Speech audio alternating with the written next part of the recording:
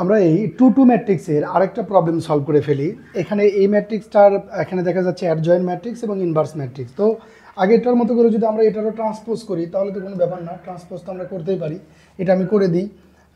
যেমন এটা ট্রান্সপোজ কী হবে, এই যে জাস্ট রোগুলোকে কলামে অথবা কলামগুলোকে রোতে কনভার্ট করতে হবে। যেমন এই যে কলাম কত 3 8, এটাকে আমি বানাই দেবো রো 3 8। আবার দেখেন এখানে কত হচ্ছে 5 10, 5 10কে আমি লিখে দেবো রো। এই 5 10 কলামটাকে কি বানাই দিলাম, রো বানাই দিলাম। যে ম্যাট্রিক্সটা আমি পেয়ে গেলাম এটা কিন্তু আমাদের ট্রান্সপোজ ম্যাট্রিক্স। অ্যাডজয়েন্ট ম্যাট্রিক্স যদি নির্ণয় করি, অ্যাডজয়েন্ট ম্যাট্রিক্সের বিষয়াদি আমরা কিন্তু জানি, অ্যাডজয়েন্টস ম্যাট্রিক্সের বিষয়াদি জানি। অ্যাডজয়েন্ট ম্যাট্রিক্স নির্ণয় করার জন্য আমাদের যেটা করতে হয়, আমরা এটার নির্ণয়কের মানটা আগে একটু বের করে ফেলি। সেটা কত, এই যে এই দিকে গুণ 3 গুণ 10 মাইনাস 5 গুণন 8 কত হয়, এটা হয় 3 10 30 মাইনাস 5 5 40, 3 10 30 আর 50 40, এখানে কত হয় -10 হয়। তো আমাদের এই মানটা লাগবে, আমরা এটা একটু রেখে দিই এখানে যে এ নির্ণয়কের মান কত -10। এটা কীভাবে বের করছে আমি তো দেখাইছি, আপনারা একটু পরে করে নেন আর কি। এখন আমাদের প্রথমে কি করতে হবে, প্রত্যেকটা সহগুণক বের করতে হবে। যেমন ধরেন প্রথমে যদি আমি এটার সহগুণক বের করি তাহলে এটাকে আমরা কি বলবো 1 1। আর 1 1 মানে কি জোর, জোর মানে কি, জোর মানে হলো প্লাস। তাহলে যে এটা রো আর কলাম যদি বাদ দিই তাহলে কত থাকে 10 থাকে।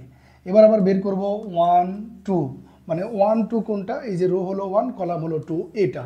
তাহলে এটা 2 1 মানে কত 3, তার মানে এটা কি মাইনাস।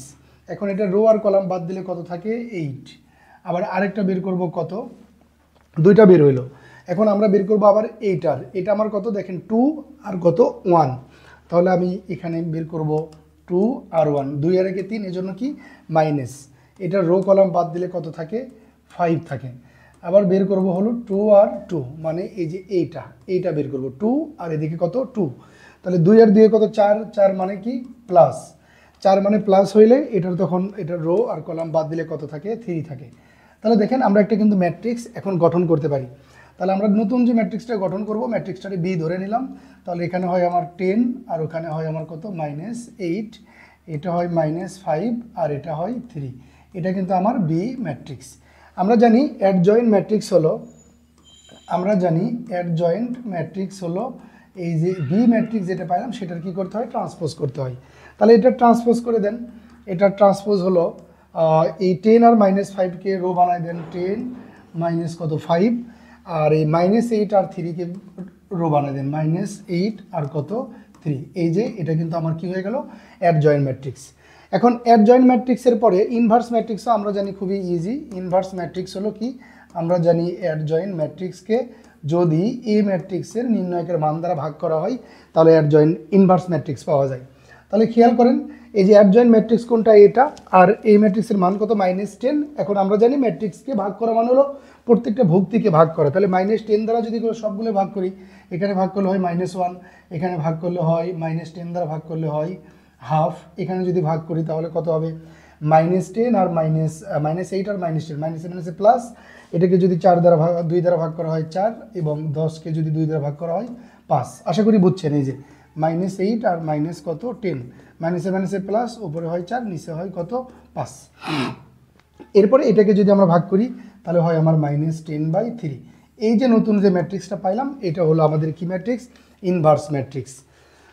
তো আশা করি অ্যাডজয়েন্ট ম্যাট্রিক্সের উত্তর আমাদের কোনটা, এই যে এটা হলো আমাদের অ্যাডজয়েন্ট ম্যাট্রিক্স আর এটা হলো আমাদের ইনভার্স ম্যাট্রিক্স। এভাবে যেটাই আসুক না কেন, ট্রান্সপোজ আসুক, অ্যাডজয়েন্ট আসুক, ইনভার্স আসুক, এগুলো আপনাদেরকে পারতে হবে।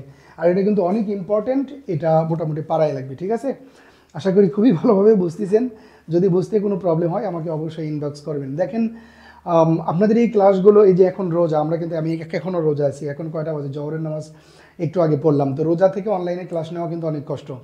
আসলে আপনাদের এই ক্লাস নেওয়ার মেইন উদ্দেশ্য হলো যে এই যে এইবারও দেখলাম যে ম্যাথ 2তে প্রায় কত 24,000 না কত স্টুডেন্ট দেখলাম যে মানে ফেল করছে আর কি।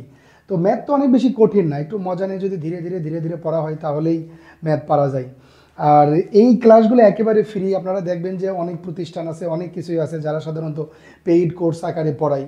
তো আমরাও পেইড কোর্স করাই, কিন্তু আমরা পলিটেকনিকের এই সাবজেক্টগুলো না, আমরা বিশ্ববিদ্যালয়ে ভর্তি কোচিং অথবা আমাদের অফলাইন কোচিং এগুলোর ক্ষেত্রে আমাদের পেইড থাকে। আমার অনেক দিনের ইচ্ছা যে আমি কোনো এক সময় এরকম স্মার্ট বোর্ড একটা কিনবো, সেটা অনেক আগের ইচ্ছা আর কি, এটার দাম তো অনেক টাকা। তো আল্লাহর রহমতে আল্লাহ স্বপ্ন পূরণ করছে, স্মার্ট বোর্ডটা কিনতে পারছি। এবং আমার কোনো এক সময়ের ইচ্ছা ছিল যে পলিটেকনিক্যালের সকল ডিপার্টমেন্টের সকল সাবজেক্টগুলো একটু ফ্রি এরকম ভিডিও লেকচার আকারে আমি আপনাদেরকে দিয়ে দেবো। তো ধীরে ধীরে স্বপ্ন পূরণ হচ্ছে আর কি। আপনারা সাথে থাকেন, পাশে থাকেন, একটু হেল্প করেন, তাহলে দেখবেন যে এগুলো মোটামুটি ফ্রি দিব আর কি সব কিছু।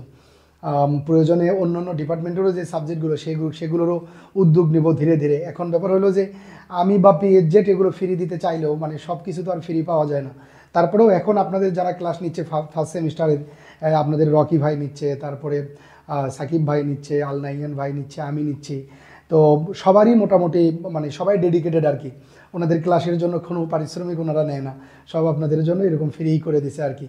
ঠিক আছে, হয়তো বা সামনের সাবজেক্টগুলো ওইভাবে ফ্রি না পাওয়া গেলেও পিএইচডি ইনভেস্ট করবে আপনাদের জন্য, তারপরেও এই কোর্সগুলো ফ্রি রাখার চেষ্টা করবে। সবাই আমাদের জন্য দোয়া রাখেন, ভালো থাকেন।